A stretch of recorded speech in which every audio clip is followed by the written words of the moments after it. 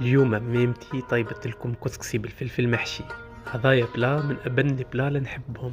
شوفوا ليك المنظر، شوفوا ليك البنة، قولوا لنا انتم منين تعملوا كسكسي بالفلفل محشي كيفنا ولا؟ اكتبوا لنا في كومنتير كان تحبوا على الوصفة من يدين ميمتي.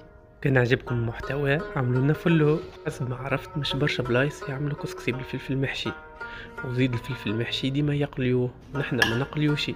طيبوه في وسط الصوص نتاع الكسكسي ولا في وسط الصوص نتاع المرقة كي نعملوه مرقة. حتى كي ما نقليوش يشد روحه، شوفوا كيفاش خرج شد روحه، اموره مريقلة. الحق اللي ما جربش الطريقة هذه ننصحه المرة الجاية كي طيب فلفل محشي يعملها كيف هكا. اكتبوا لنا في كومنتير كان شاهين حاجة من يدين ميمتين طيبوها لكم المرة الجاية.